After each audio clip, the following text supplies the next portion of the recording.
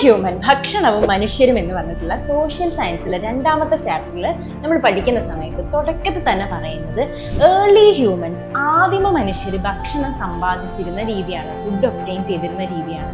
അവർക്ക് ഇന്ന് കാണുന്ന പോലെ പുട്ടും കടലക്കറിയും ചോറും കപ്പയും കുഴിമന്തിയും ഒക്കെ ഉണ്ടായിരുന്നോ? ഇല്ല. അവർ ഇലകളൊക്കെ പറിച്ചു കഴിച്ചു, ലീവ്സൊക്കെ പറിച്ചു കഴിച്ചു, അതേപോലെ ട്യൂബേഴ്സ്, ഗ്രെയിൻസ്, കിഴങ്ങ് വർഗ്ഗങ്ങൾ, ധാന്യങ്ങൾ ഇതൊക്കെ ശേഖരിച്ച് ഗ്യാദർ ചെയ്ത് കഴിച്ചിരുന്നു. അതേപോലെ ഫ്രൂട്ട്സ് ഒക്കെ ആയിരുന്നു കഴിച്ചിരുന്നത്. പിന്നെ അവർ വേറെ ഏതൊക്കെ മെത്തേഡ് ഉണ്ടായിരുന്നു? അവർ വേട്ടയാടിയിരുന്നു. ആനിമൽസിനൊക്കെ ഹണ്ട് ചെയ്തിട്ട് അതിൻ്റെ പച്ചയായ മാംസമാണ് അവർ കഴിച്ചിട്ടുണ്ടായിരുന്നത്. കാരണം വേവിച്ച് കഴിക്കണമെങ്കിൽ അവർക്ക് തീ അവർ കണ്ടുപിടിച്ചിട്ടുണ്ടായിരുന്നില്ല അല്ലേ? അപ്പോൾ അവർ ഹണ്ട് ചെയ്തിട്ട് ആനിമൽസിൻ്റെ മാംസമൊക്കെ കഴിച്ചു, മീറ്റൊക്കെ കഴിച്ചു.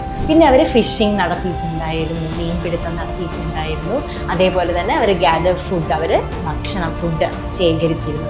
ഇങ്ങനെയൊക്കെയാണ് ആദിമ മനുഷ്യർ, ഏർലി ഹ്യൂമൻസ് തുടക്കകാലങ്ങളിൽ ഭക്ഷണ സമ്പാദനം നടത്തിയിരുന്നത്.